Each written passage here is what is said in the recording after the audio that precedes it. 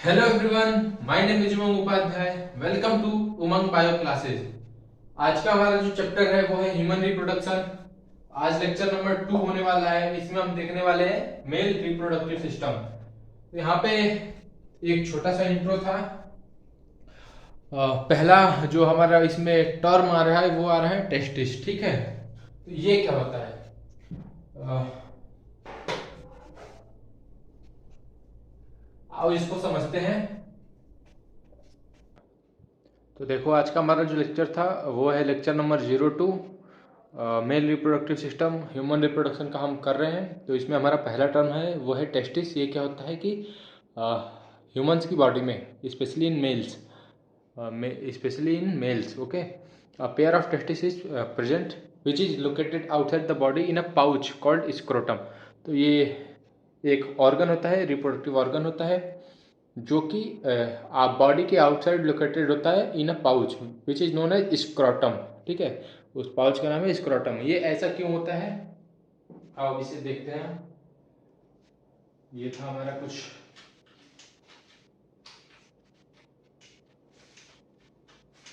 देखो यहाँ पे इसकी वजह क्या है। ये जो तुम देख रहे हो कि यहाँ पे लिखा है कि in a pouch outside the body but attach to, outside the body but attach to body. इसके ऐसा है तो ऐसा सिस्टम है तो कुछ तो इसका वो होगा ना, रीजन। रीजन इसका ये है ना कि पहला, इट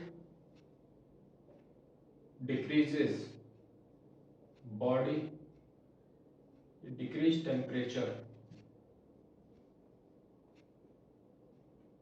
इट डिक्रीज टेम्परेचर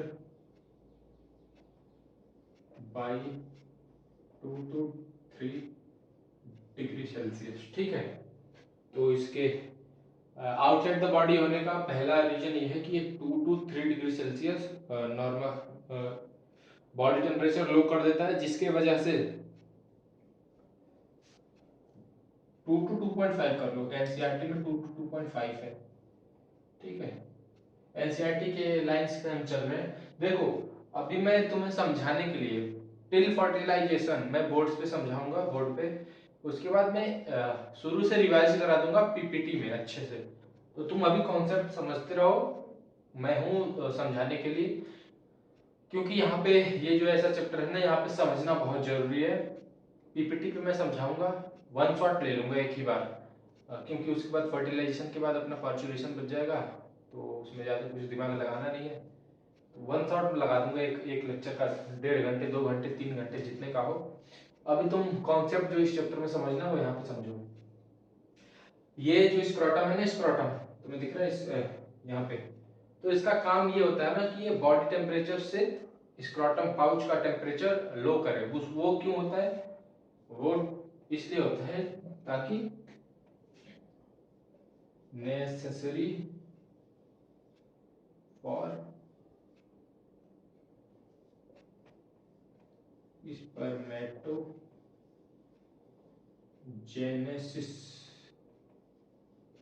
यहाँ पे एक टर्म आ रहा है स्पर्मेटोजेनेसिस। स्पर्मेटोजेनेसिस का मतलब क्या होता है? Formation of sperms, okay, in males, human males. तो for the spermatogenesis it can not B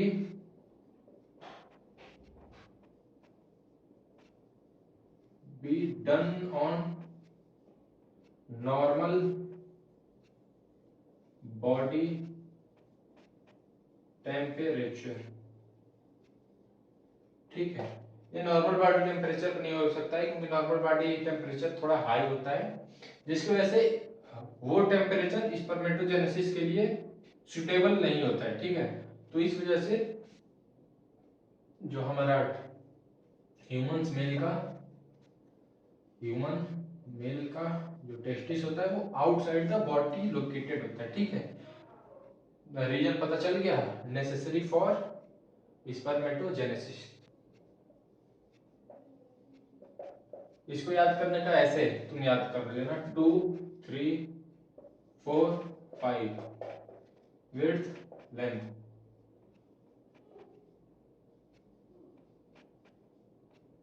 centimetre centimetre, ठीक है। जो हमारा टेस्टिस होता है ह्यूमन मेल्स का, वो उसका विड्थ होता है, चौड़ाई होती है 2 से 3 सेंटीमीटर और लेंथ होता है 4 to 5 सेंटीमीटर। इसमें अरेंजमेंट का पूछता है, ठीक है।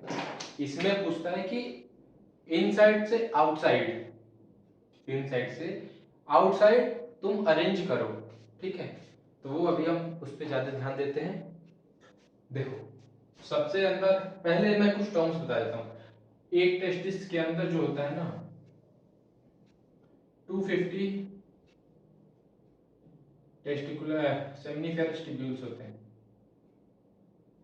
ना, 250 टेस्टिकुलर लोब्स होते हैं। इसमें ईच लोब्स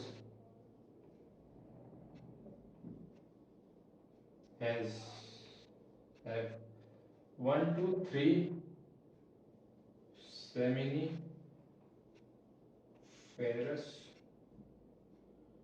ट्यूब्यूल, ठीक है।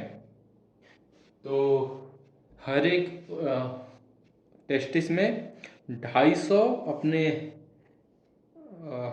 सेमिनिफेरस ट्यूब्यूल्स होते हैं, नहीं 250 टेस्टिकुलर लोब्स होते हैं। उसमें 1 से 3 तुम्हारे वो होंगे सेमिनिफेरस ट्यूब्यूल। अब सेमिनिफेरस ट्यूब्यूल से जुड़ा होता है अपना रेटेड टेस्टिस। अब यहां से जो सीक्वेंस में बता रहा था ना, वो देखो यहां से आ गया सेमिनिफेरस ट्यूब्यूल से जुड़ा होता है रेटेड टेस्टिस। ये सारी डक्ट्स होती हैं, एक पतली सी पाइप होती है, ठीक है। पाइप में समझने के लिए बता रहा हूँ, इसे डक्ट बोलते हैं, डक्ट। रेटेड टेस्टिस वासा इफरेंसिया एपिडिडाइमिस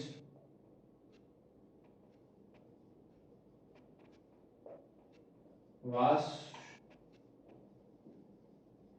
डिफरेंस के बाद सेमिनल वेसिकल। यहाँ पे देखो जो सेमिनल वेसिकल है ना, वो तुम्हारा डक्ट नहीं है, ये तुम्हारा ग्लैंड है, ठीक है। सेमिनल वेसिकल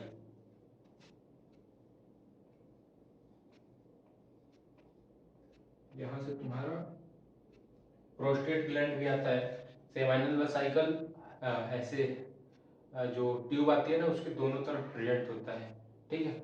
उसके बाद अपनी 2 पेयर होता है, एक पेयर होता है। फिर आता है अपना प्रोस्टेट ग्लैंड उसके नीचे, वहां से थ्रू प्रोस्टेट ग्लैंड। यहाँ पे देखो ये वास्ट डिफरेंस तक ही रहने दो इसको, क्योंकि इसके डक्ट सिस्टम में इसका कोई काम नहीं है। यहाँ पे देखो एक थ्रू रेट वासा डिफरेंस वास ट्यूबली रेक्टाई ट्यूबली रेक्टाई थ्रू। देखो सेमिनिफेरस ट्यूब्यूल के बाद आता है रेटेड टेस्टिस के बाद आता है अपना वासा डिफरेंशिया। वासा डिफरेंशिया के बाद आता है अपना एपिडिडाइमिस। इसमें कैपिट कॉर्पस कोडा, कैपिट कॉर्पस, ये जो होते हैं वो एपिडिडाइमिस के 3 पार्ट्स होते हैं, ठीक है। कैपिस कॉर्पस कोडा, ठीक है। ये तुम्हारे 3 पार्ट्स हो गए। वास डिफरेंस जो होता है वो वास्ट डिफरेंस जो होता है ना, वो जाकर के तुम्हारा फर्दर सेमिनल वेसिकल से जुड़ता है, और वहाँ से तुम्हारी जो होती है वो अपना यूरेथ्रा स्टार्ट हो जाता है, और फर्दर थ्रू ग्लैंड्स पेनिस ये जाकर के आउटसाइड द बॉडी अपना पास करता है यूरिन्स और मेल गैमेट, ठीक है। हमारा टेस्टिस वाला पार्ट कंप्लीट हो चुका था। अब देखो यहाँ पे आगे बढ़ते हैं हम। टेस्टिस का ओवरव्यू मैंने दे दिया था कि 2, 3, 4, 5 2-3 बिट्स में सेंटीमीटर में होता है, और लेंथ में 4 to 5 सेंटीमीटर होता है, ठीक है। बॉडी के आउटसाइड एक कैविटी में होता है, एक पाउच में होता है, जिस पाउच को हम बोलते हैं स्क्रोटम। स्क्रोटम में इसलिए होता है ताकि 2 to 2.5 degree Celsius body temperature को लो कर सके। लो क्यों कर सके? ताकि वो जो टेम्परेचर है 2 to 2.5 डिग्री सेल्सियस लो वाला, वो स्पर्मेटोजेनेसिस को फेवर कर सके, उस कंडीशन में सुटेबल हो सके। ठीक है, तो उसके आगे बढ़ते हैं। देखो कुछ टर्म्स आ रहे हैं। पहला है टेस्टिकल। ठीक है, टेस्टिकल, टेस्टिस प्लस एपिडिडाइमिस, इसको हम मिला करके बोलते हैं टेस्टिकल। Testis plus epididymis. देखो जैसे मान लो ना, जस्ट ओवरव्यू डायग्राम है। ये टेस्टिस है तुम्हारा, ये एक साइड का, यहाँ से तुम्हारा डक्ट्स निकली है, वाज डिफरेंस। ये तुम्हारे दूसरे साइड का है ये। तो इसके ऊपर वाला जो होता है ना, वो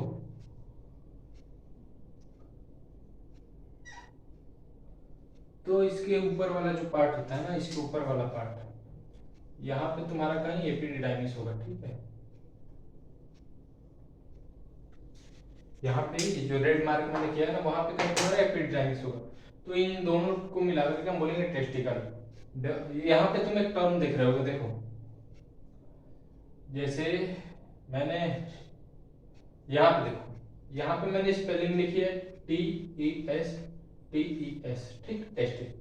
वहां पे लिखा है मैंने TESTIS। ये तुम्हारा है सिंगुलर,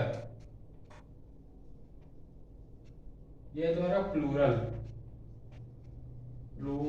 ठीक है, ये तुम्हारा सिंगुलर है ये, और ये तुम्हारा प्लूरल है। ठीक है, तो इसमें ज्यादा कंफ्यूज मत होना, दोनों वर्ड सही हैं।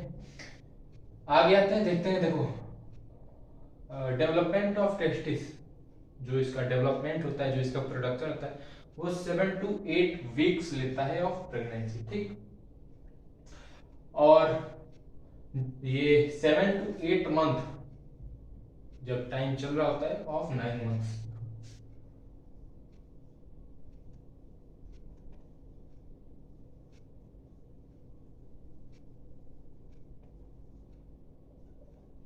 तो 7 to 8 month of 9 month of pregnancy में ये स्क्रॉटम में आता है थ्रू इंग्वाइनल कैनाल। किसके थ्रू आता है? इंग्वाइनल कैनाल के थ्रू आता है। ठीक है, 7 to 8 वीक में ये डेवलप होता है, और 7 to 8 मंथ में ये इंग्वाइनल कैनाल के थ्रू होते हुए स्क्रॉटम में आता है। ठीक है, सेमिनिफेरस ट्यूब्यूल की बात करते हैं हम। सेमिनिफेरस ट्यूब्यूल क्या होता है?